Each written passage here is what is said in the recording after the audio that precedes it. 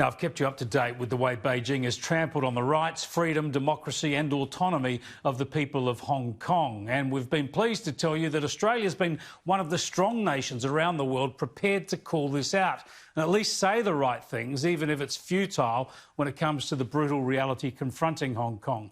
Well, today the Prime Minister did something practical, something that will help at least some people from that wonderful city, that former British colony. Scott Morrison has scrapped Australia's extradition treaty with Hong Kong, something that makes perfect sense, of course, given now that China's security laws will prevail in Hong Kong.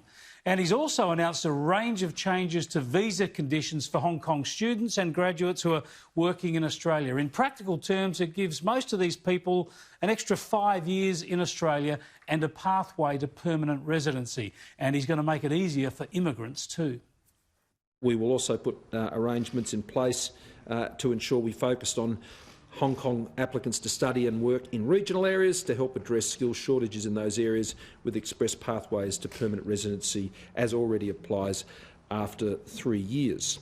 We will also look at new incentives and arrangements to attract export-orientated Hong Kong-based businesses to relocate to Australia, particularly where they have a strong potential for future growth and employment of Australians.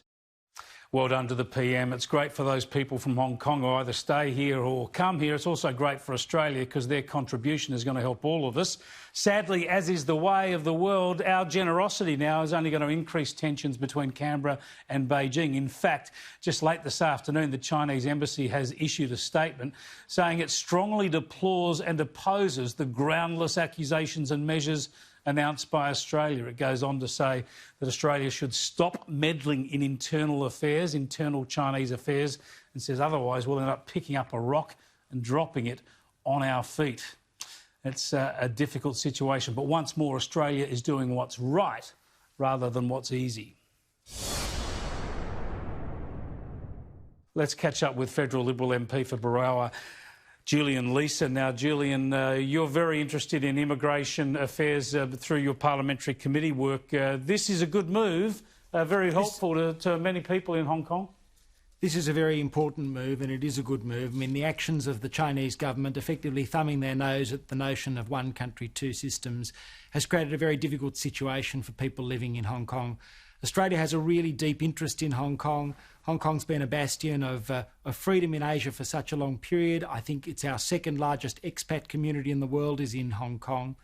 To see the deterioration in Hong Kong over recent months has been a real cause for concern. But China's loss here is Australia's gain. As you say, there are 10,000 or so people here who will now have a pathway to permanent residency.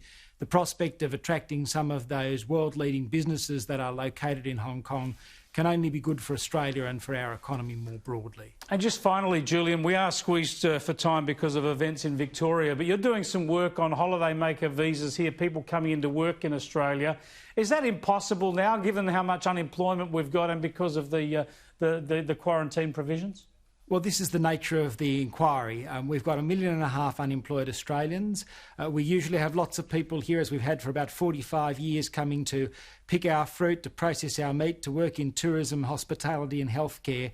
And the question is, what do we do with this program in that environment?